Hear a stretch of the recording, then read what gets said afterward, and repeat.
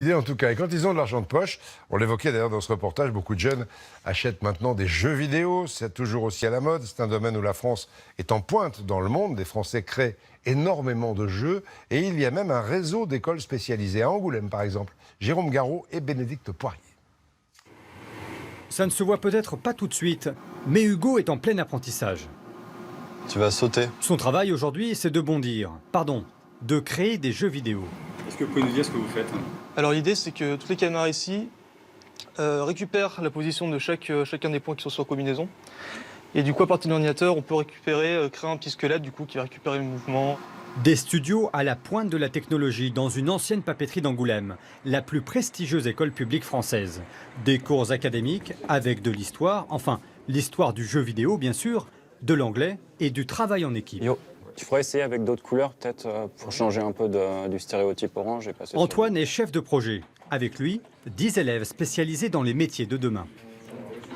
On a donc le graphisme que vous pouvez voir juste ici, les programmeurs qui sont réunis ensemble, mais aussi le son et les concepteurs ici des règles et des différents mécanismes du jeu. Il n'y avait pas d'école de jeux vidéo à l'époque, sauf peut-être une école au Japon. On a fait un tour d'Europe des studios de jeux. On s'est vu que le modèle qui se rapprochait le plus, c'était le cinéma. Et donc on s'est inspiré de ce qui se fait dans les écoles de cinéma pour créer le modèle pédagogique.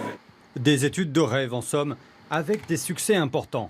Exemple avec ce jeu conçu grâce à la réalité virtuelle. Ces montagnes, ce ciel, tout a été créé par ces étudiants. La buée sur le masque, l'ambiance sonore trompe votre cerveau. Le cœur battant, l'ascension de l'Himalaya comme si vous y étiez, vertige compris.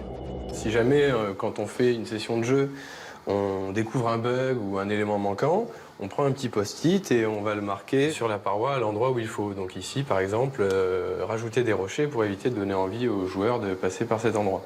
Donc c'est un travail assez artisanal quand même. Oui, principalement. Et les entreprises ne s'y trompent pas.